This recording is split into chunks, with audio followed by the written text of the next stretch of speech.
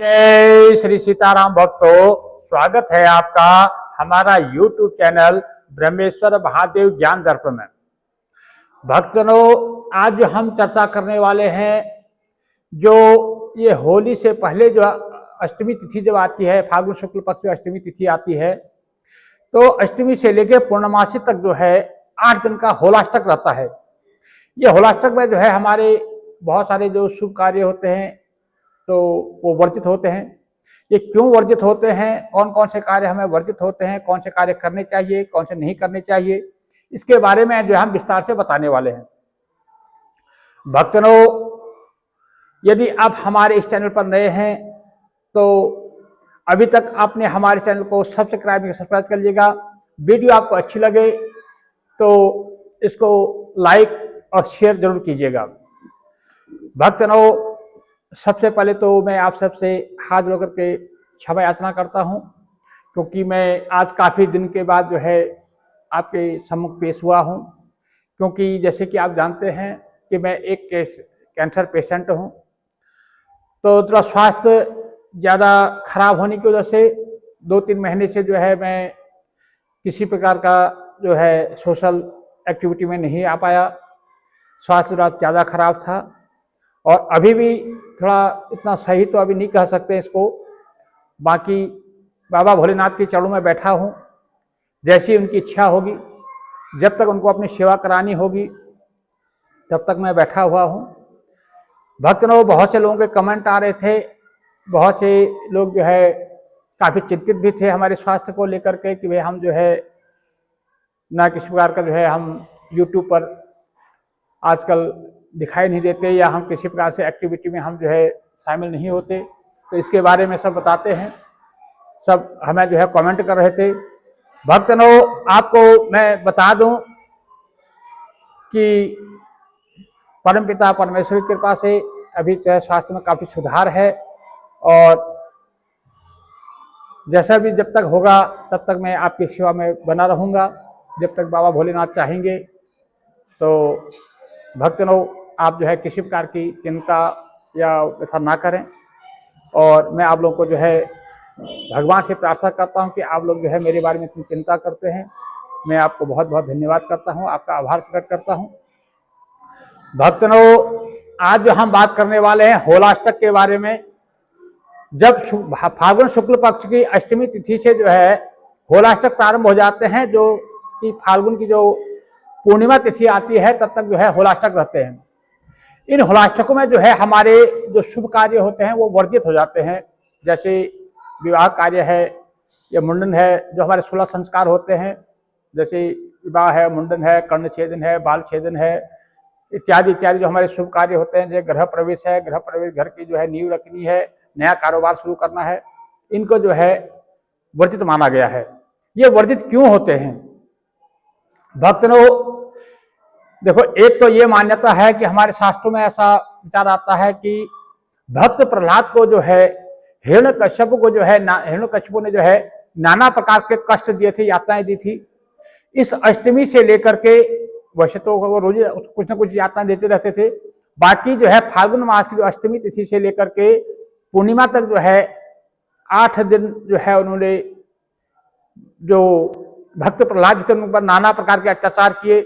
जो भगवान के अनन्य भक्त थे उनको जो है नाना प्रकार से जो प्रताड़नाएं दी, और अंत में जब वो किसी प्रकार से जब वो हार गए, जब वो किसी प्रकार से हर कार्य में जब विफल रहे, तब उन्हें जो है अपनी जो बहन थी होलिका, जिसको कि वरदान था कि वो अग्नि में जल नहीं सकती थी, तो उनकी गोद में बैठा करके उनको जलाने की कोशिश की गई।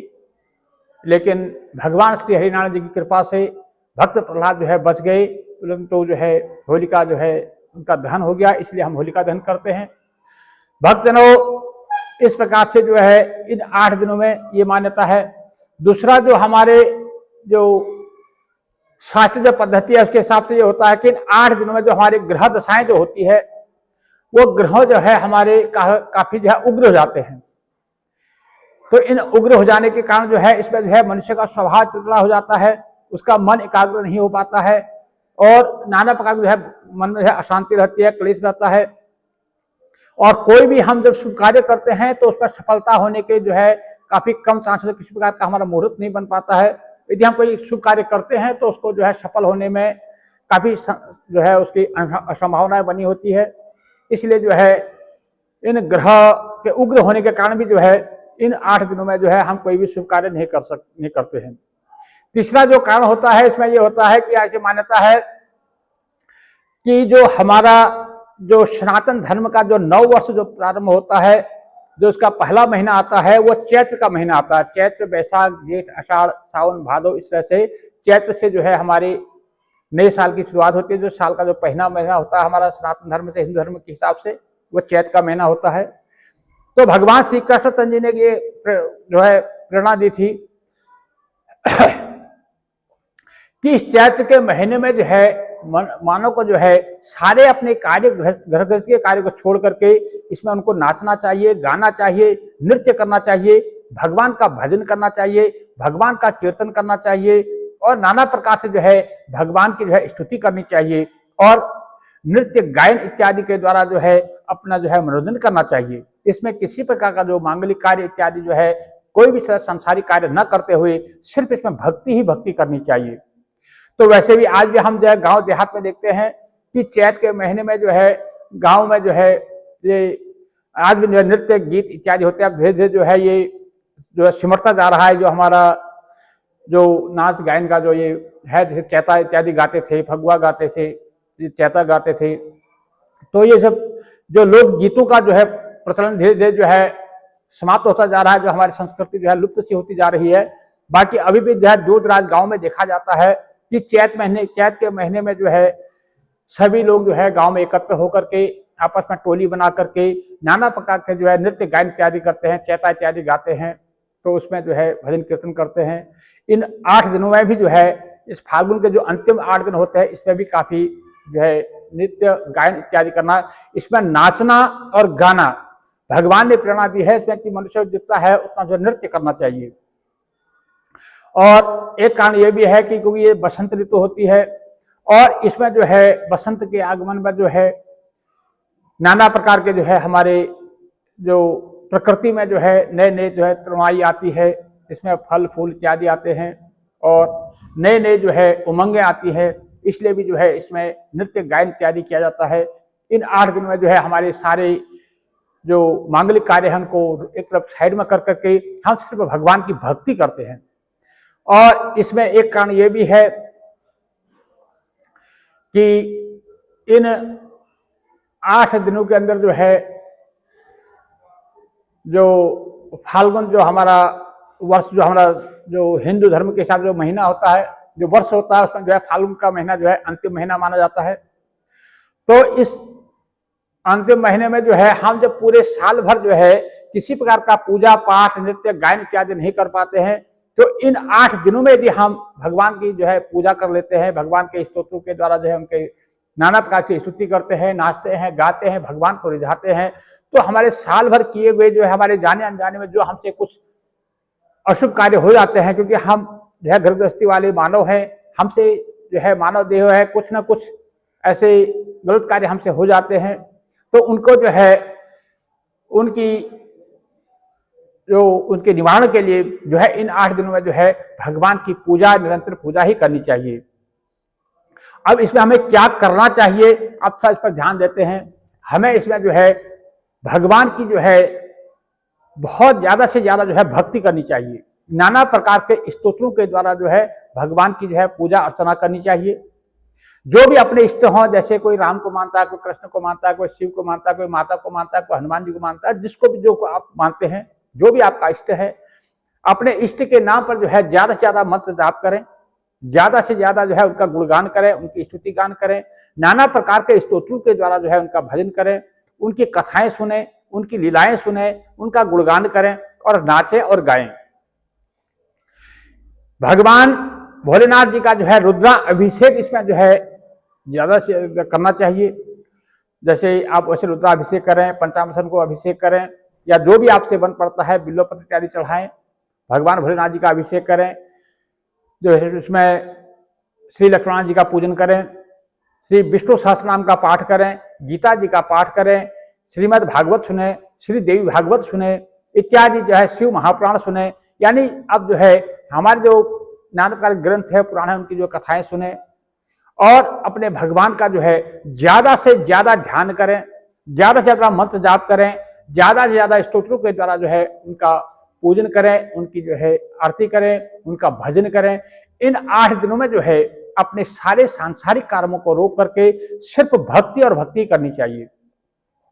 इसलिए जो है ये फाल्गुन मास की अष्टमी से लेकर के जो फाल्गुन जो पूर्णिमा आती है तब तक ये 8 दिन जो है ये हमारे जो कार्य है वर्जित होते हैं। अब हम बात कर लेते हैं कि ये इस बार 2026 में कब पड़ रहा है। 2026 में जो है 24 फरवरी मंगलवार को जो है अष्टमी तिथि जो है उसमें प्रातःकाल 7:03 पे जो है अष्टमी तिथि प्रारंभ हो जाएगी। उसके साथ ही जो है होलाष्टक प्रारंभ हो जाएगा और 3 तारीख को पूर्णिमा रहेगी। तो उस दिन जो है 3 तारीख पूर्णिमा तक ही जो है ये होलाष्टक रहेगा। यानी कि 24 फरवरी 2026 से लेकर के 3 मार्च 2026 तक जो है हमारा होलाष्टक रहेगा। इस दौरान जो है हमें सभी शुभ कार्य, मांगलिक कार्य इत्यादि जो है हमारे वर्जित रहेंगे। इसमें हमें भगवान का भजन करना है, कीर्तन करना है, ज्यादा से ज्यादा जो है हमें भगवान के नामों का जाप करना है और जितना भी हो सके हमें नृत्य गायन इत्यादि करना है। भक्तों, इस प्रकार से जो हमारे होलाष्टक है इसके बारे में मैंने आपको जानकारी दी। यदि इसमें कोई मेरे से त्रुटि हुई है उसके लिए मैं क्षमा प्रार्थी हूँ। और आगे जो है अब बीच में जो हमारी अमल की एकादशी आएगी और जो है ये होली का कब जलाई जाएगी, होली रंग भरी होली कब खेली जाएगी, इसके बारे में जो है मैं आगे फिर बहुत जल्दी ही जो है वीडियो डाउनलोड कर देता हूँ। भगवान भोलेनाथ से प्रार्थना करता हूँ कि मेरा स्वास्थ्य को थोड़ा ठीक रखे ताकि मैं फिर आपकी सेवा में हाजिर हो पाऊँ। भक्तों, आप यदि आपको ये वीडियो अच्छी लगे तो इसको लाइक कीजिएगा, ज़्यादा से ज़्यादा लोगों को शेयर कीजिएगा। यदि अभी तक आपने हमारे चैनल को सब्सक्राइब नहीं किया तो सब्सक्राइब जरूर कर दीजिएगा। बाबा भोलेनाथ आपका जो है कल्याण करें। रघुनाथ जी श्री सीताराम जी महाराज जो है आपकी मनोकामनाएं पूर्ण करें। जय जय श्री सीताराम। भक्तों, हमारे चैनल को जो है सब्सक्राइब जरूर कर लीजिएगा।